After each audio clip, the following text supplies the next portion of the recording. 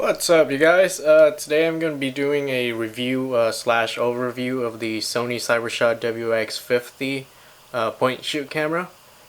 This right here is pretty much the successor to the WX9, I believe, because the WX9 and the WX50 is pretty much completely identical, minus with the few addition of some image filter effects that are added onto the WX50. Here it is a 16 megapixel camera with a 5x optical zoom with the Carl Zeiss lens. And let me go over the hardware. Alright, so at the bottom we have the tripod mount micro USB port. So the cool thing about this is that since it doesn't use like a proprietary port, you can actually use your micro USB cable or car charger, and you can actually just charge it like in the car on the go. And recently or lately, Sony doesn't include like a wall charger, so pretty much all the charging is done in camera, so you have to leave the battery in there and plug it in at the same time. Here you have your battery compartment and the SD card slot.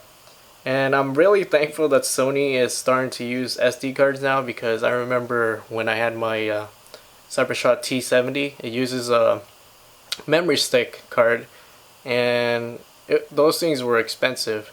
And so now you could use both the memory stick or the SD card, and this also takes the SDXC card.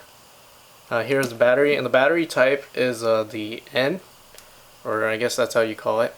And for these, I just bought like 4 extra ones on Amazon for like what's $5 to $7 each. So that's pretty cheap. I'm not gonna go with like the Sony brand and pay like a much more premium price. So here on the side, you have your lanyard hook, or you can put any kind of charm in it. You have your micro HDMI port to hook up to your HD TV, and also if you have a 3D TV, this one actually takes 3D panoramas and 3D pictures too. So that's a plus, but since I don't have a 3D TV, I can't really tell you guys how it looks or how it works. So aside from that, here moving on to the back, you have a 2.7 inch screen. And unlike the WX9, the only difference that I found was that the WX9 has a 3-inch screen and this has a 2.7 inch screen, which is smaller, but it still looks good, you know. I guess the smaller screen would result in a better battery life. And the battery life on this is it's about 250 shots, but it depends on your usage as well, and your screen brightness, or how long you press review, or using the different image effects. So here you have a scroll wheel, just like on the WX9, with the select in the middle, and it's also a directional pad too. For here's your continuous, your timer, your flash, and your display, or whatever goes on the screen. So at the top you have your power button and your zoom in and out, and the shutter button, and you have a stereo mic for the video recording. And the video recording on this, it shoots in 1080p. 1080. And it shoots in 2 formats. You have the option to select the AVC HD or the MP4 format. And I think in the MP4 format it only records in 720p or 1080 also, but I'm not familiar with that.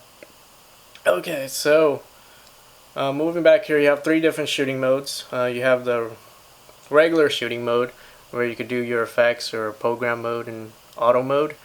You have the sweep panorama, which is probably in like my favorite features in the Sony cameras nowadays, because I used to do panoramas on DSLR, and if you own a DSLR, you know you have to take like 7 to like a lot of images and stitch them together, which is a pain in the butt and it's a long process. But this, you just pretty much sweep the camera across and it will stitch together the images.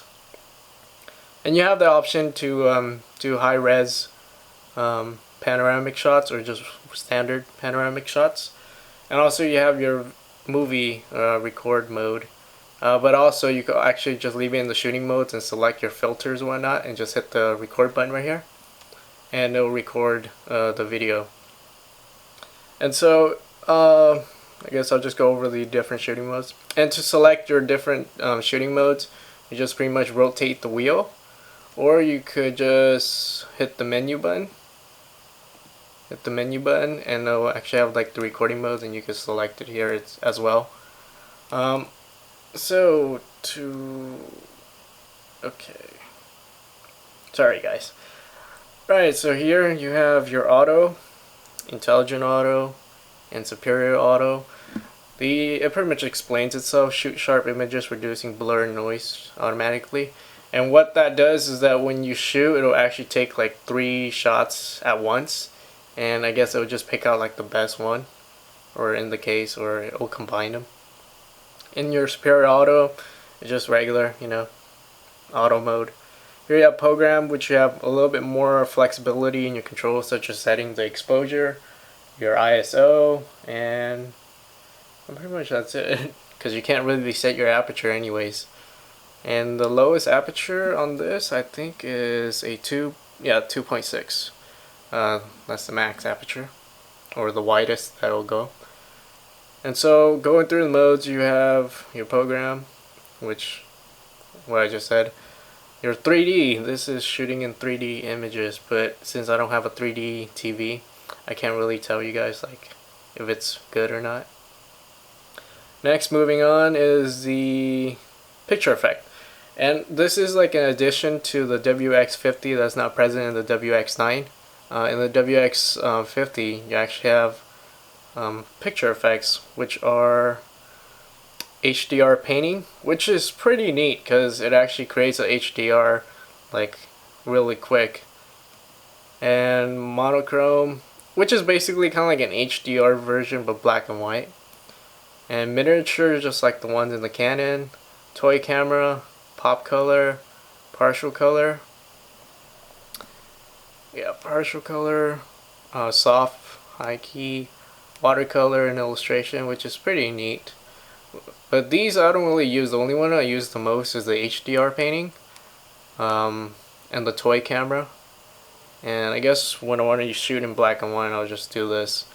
And the neat thing about this, unlike the Canons with the toy camera effect, we actually have options to choose the color of the vignette.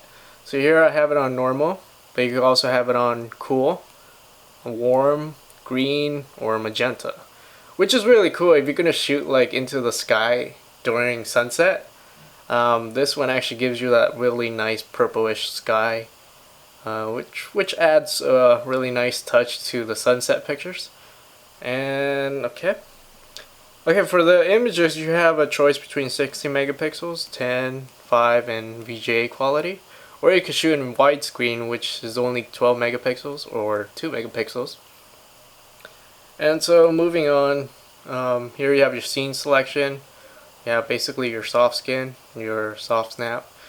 This one is really great for you girls that do self portraits and stuff. It actually like makes your skin really soft and nice.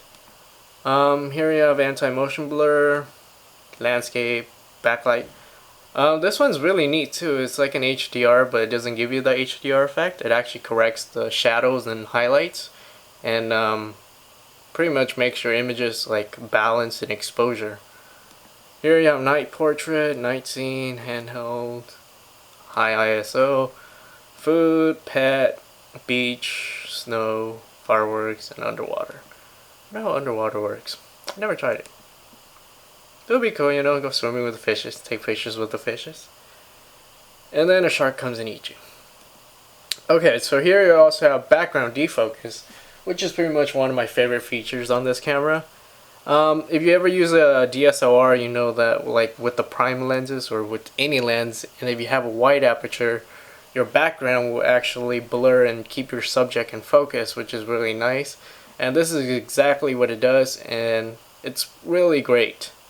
So if you take a picture, let's say of a person, it will actually detect the person and it will just blur out the background, giving you that nice blurred background effect that you would get with a DSLR. And so yeah, this is pretty much it. And for the video, since right now I have it in MP4 format, which is easier to work with in my case, and I guess it does shoot in 1080, but here the resolution is 1440 by 1080, not 1920 by 1080. If you were to shoot in AVCHD file format, and overall it's pretty good with the whole camera itself. The image quality is really nice. I consistently get sharp pictures, and it performs really well in low light. And I totally forgot to mention that it comes with a CMOS sensor, which is really good for low light situations. It pretty much reduces the noise amount a lot, and you could actually crank up the ISO pretty high, but not that high because it really starts to become crazily noisy. And so, alright, for the cons of this camera, I would say that, well, I don't know, this is probably a con. What happens is that I experienced this about 2 times already, where I'll press the power buttons and nothing will happen. The lens didn't pop out or anything, so what I did was I just removed the battery and put it back in, and everything just works again. But then again, I just want to point that out, that I incurred it twice already where the lens won't even move in or out. And yeah, that's basically it. That's all I wanted to go over.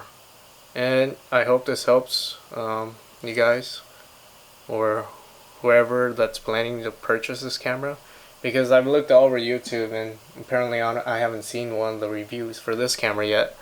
So I hope this is a great start for anyone that's interested in purchasing this camera. Actually, sorry for stuttering. Like, I'm just making like these sentences on the spot, so excuse the.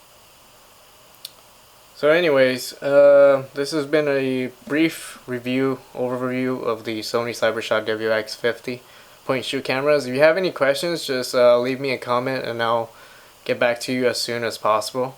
And if you're interested, on the Amazon website, I also left a review there too with the sample images that I uploaded with this camera. And so if you go to Amazon and look up the WX50, I'm pretty sure right now the majority of those sample images that were uploaded is by me. And so I hope you guys find this useful, and good luck and happy buying a new camera. Thank you. Alright, have a good day, good night, or good morning whenever you guys see this.